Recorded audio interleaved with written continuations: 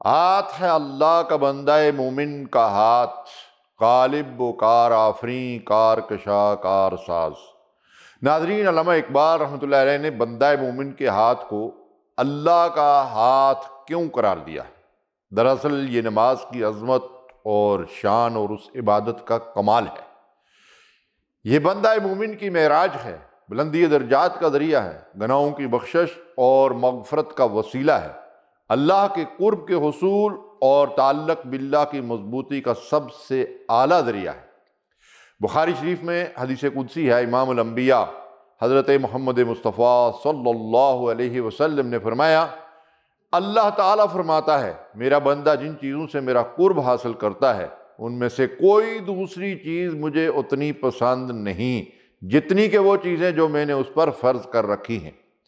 بندہ نوافل کے ذریعے برابر میرے قریب ہوتا رہتا ہے، یہاں تک کہ میں اسے اپنا محبوب بنا لیتا ہوں، اور جب ایسا ہو جاتا ہے تو میں ہی اس کے کان بن جاتا ہوں جن سے وہ سنتا ہے، اس کی آنکھیں بن جاتا ہوں جن سے وہ دیکھتا ہے، اس کے ہاتھ بن جاتا ہوں جن سے وہ پکڑتا ہے، اس کے پاؤں بن جاتا ہوں جن سے وہ چلتا ہے۔ اگر وہ مجھ سے سوال کرتا ہے تو میں اسے ضرور عطا کرتا ہوں، اگر وہ میری پناہ مانگتا ہے تو میں اسے ضرور پناہ دیتا ہوں۔ اللہ تعالیٰ فرماتے ہیں میں نے جو کام کرنا ہوتا ہے اس میں اس قدر متردد نہیں ہوتا جیسا بندہ مومن کی جان نکالنے میں ہوتا ہوں۔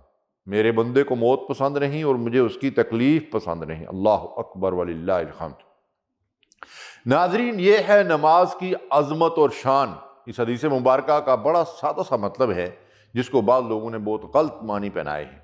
مطلب یہ ہے کہ جب بندہ فرائض کی پابندی کے بعد نوافل کا اہتمام کرتا ہے، خشوع اور خضوع کے ساتھ نمازیں ادا کرتا ہے، راتوں کو اٹھ کر اللہ سے گریہ گزاری کرتا ہے، تہجد کا اہتمام کرتا ہے، تو اللہ اسے اپنا محبوب بنا لیتا ہے۔ پھر اس بندے کا ہر عمل اللہ کی مرضی کے تابع ہو جاتا ہے، اس کے ہاتھ پاؤں حرکت کرتے ہیں تو اللہ کی رضا کے لیے، اس کی آنکھ دیکھتی ہے تو جس کو دیکھنے کی اللہ نے اجازت دی ہے، اس کی زبان کھلتی ہے تو اللہ کی رضا کے لیے، اس کے کان انہی آوازوں کو سنتے ہیں جن سے اللہ راضی ہوتا ہے۔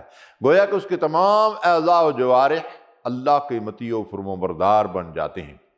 ایسے ہی بندوں کے لیے اللہ رب العالمین ارشاد فرماتے ہیں میں ان سے راضی اور وہ مجھ سے راضی، اور انہی بندوں کو اللہ رب العالمین قیامت کے دن فرمائے گا میرے پسندیدہ بندوں میں شامل ہو جاؤ اور میری جنت میں داخل ہو کر دائمی عیش و عشرت کی زندگی بسر کرو۔